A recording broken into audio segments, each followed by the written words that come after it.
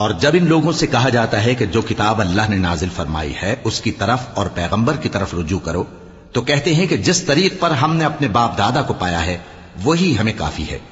بھلا اگر ان کے باپ دادا نہ تو کچھ جانتے ہوں اور نہ سیدھے رستے پر ہوں تب بھی؟ اے ایمان والو، اپنے آپ کو سنبھالے رہو، جب تم ہدایت پر ہو تو کوئی گمراہ تمہارا کچھ بگاڑ نہیں سکتا۔ تم سب کو اللہ کی طرف لوٹ کر جانا ہے، اس وقت وہ تم کو تمہارے سب کاموں سے جو دنیا میں کیے تھے آگاہ کرے گا اور ان کا بدلہ دے گا۔ مومنو،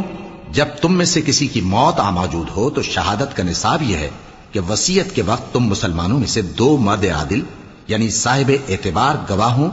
یا اگر مسلمان نہ ملیں اور تم سفر کر رہے ہو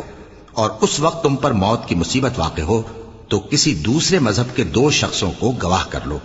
اگر تم کو ان گواہوں کی نسبت کچھ شک ہو تو ان کو عصر کی نماز کے بعد کھڑا کرو اور دونوں اللہ کی قسمیں کھائیں کہ ہم شہادت کا کچھ عوض نہیں لیں گے، گو ہمارا رشتہ دار ہی ہو، اور نہ ہم اللہ کی شہادت کو چھپائیں گے۔ اگر ایسا کریں گے تو گناہ گار ہوں گے۔ پھر اگر معلوم ہو جائے کہ ان دونوں نے جھوٹ بول کر گناہ حاصل کیا تو جن لوگوں کا انہوں نے حق مارنا چاہا تھا ان میں سے ان کی جگہ اور 2 آدمی کھڑے ہوں جو میت سے قرابت قریبہ رکھتے ہوں، پھر وہ اللہ کی قسمیں کھائیں کہ ہماری شہادت ان کی شہادت سے زیادہ سچی ہے اور ہم نے کوئی زیادتی نہیں کی۔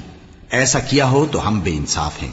اس طریق سے بہت قریب ہے کہ یہ لوگ صحیح صحیح شہادت دیں، یا اس بات سے خوف کریں کہ ہماری قسمیں بھی ان کی قسموں کے بعد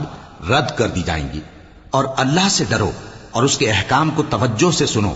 اور اللہ نافرمان لوگوں کو ہدایت نہیں دیتا۔